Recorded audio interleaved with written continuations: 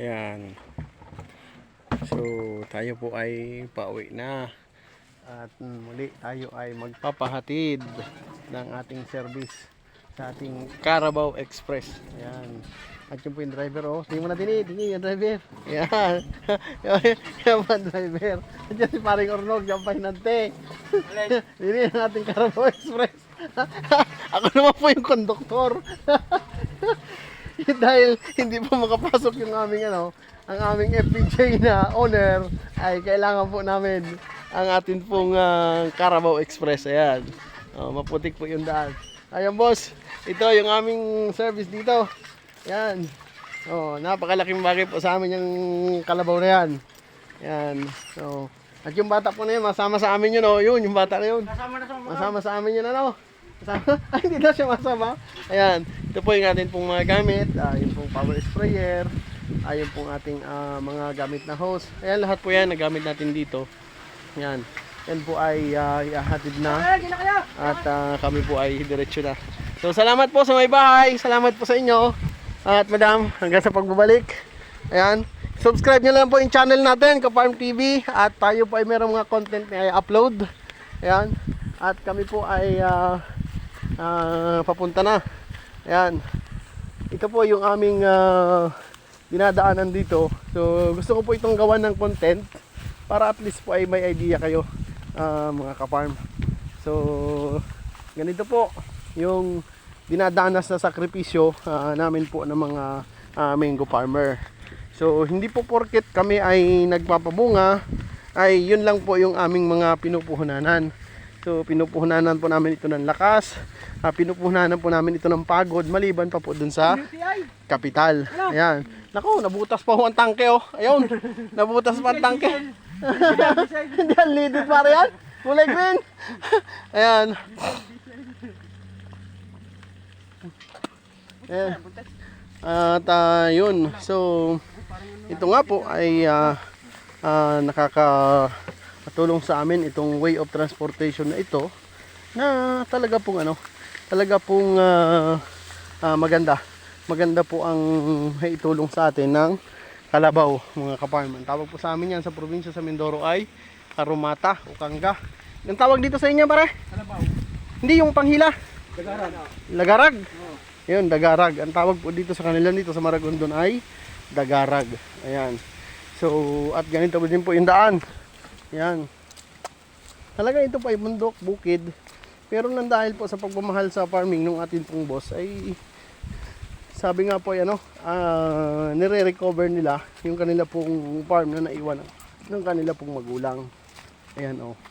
Ayan. Diyan po natin makikita yung dedikasyon ng mga tao na ang puso po ay nasa farming. Bagamat sila po ay maalwa na ang kanila pong katatayuan sa buhay. Pero sila po ay gumagawa at may isip ng paraan para yung kanila pong mga tao ay magkaroon ng oportunidad na kahit pa paano po ay kumita at magkaroon ng konting ginhawa kung papaboran po ng panahon. So shoutout po sa akin pong mga boss at salamat po sa tiwala ninyo at tayo po ay magpapatuloy. So sa ngayon tapos na po tayo ng paklo application.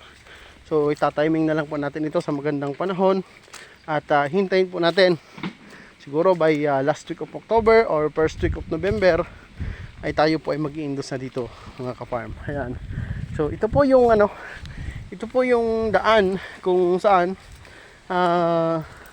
makikita nyo po wala po kayo makikitang buhangin, wala kayo makikitang semento.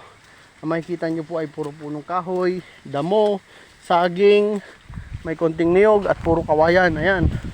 Yan po. So sinishare ko lang po sa inyo na ang atin pong trabaho bilang isang mango farming advisor ay hindi lang po nagtatapos sa paraan po na tayo ay nagtuturo sa larangan po ng pagbubunga. Importante po na meron tayong maayos na simula, may maayos na preparasyon at kailangan po ay matutunan natin na i-adapt yung mga makabagong pamamaraan, maging ito man po ay farming practice or traditional practice ang ating ginagamit. Kailangan po natin mag-adapt dahil yung sistema po sa larangan ng pagmamangga ngayon ay ibang-iba na po sa mga nakaraang henerasyon. So ang inyo pong lingkod ay hindi po by the book. Tayo po ay laging based on actual farming practice. Depende po sa atin pong observation at depende po sa atin pong mga actual monitoring. So marami po ang mga lumalabas na mga galing at mahuhusay na mga medisina, chemicals, fungicide, foliar. Pero like nga pong sinasabi, hanggat ito po ay hindi ko po nagagamit at naaaral sa sarili ko pong paraan, hindi ko po ito ma-recommend. Pero sa lahat po ng mga ginagamit ko po na chemicals from different chemical company, yang lahat po na yan na akin pong inirereseta sa inyo sa tamang pamaraan at tamang paggamit, yan po ay napatunayan ko na pong lahat na yan po ay mahuhusay sa lahat po ng larangan, sa larangan po ng pagbumangga mula sa bulaklak, butil, pagpapalaki ng bunga hanggang sa pagpaganda ng kutis at pagpapaayos po ng mga dahon at lahat po maging sa pag-aabono. Ito po ay ibinabahagi ko kasi ito po ay personal experience ko at marami na po tayong mga patunay, patotoo na basta masunod lamang po tayo, masunod lang po tayo sa tamang pamamaraan natin, ay tayo po ay nakakatulong sa atin pong mga solid na mga kaparm. So ayan, ito po ang kabundukan ng Maragondon, Cavite. Yan, isa pong virgin forest. Yan, walang ingay, walang polusyon. Ang matatanaw mo lang ay mga puno, mga alagang hayop. Yan, siyempre sa kalayuan, mga puno ng kawayan, mga berdeng kahuyan. Ayan po, napakalapad po itong kabundukan na ito. Yan, kung makikita niya po yan, mula po sa kinatatayuan ko, wala po kayong matatanaw na bahay. Yan, mula po sa aking kinatatayuan na yan, wala po kayong matatanaw na bahay, mga kaparm. So talaga pong napakalayo po sa kabihasnan, at masasabi ko po na ito po ay isang uri ng sakripisyo, pero meron pong patutunguhan, mga kaparm. Kaya samahan niyo po ako sa akin pong advokasya na to, mula Luzon, Visayas, Mindanao. Sa mga gumagamit po ng protocol ko, maraming salamat po sa inyo.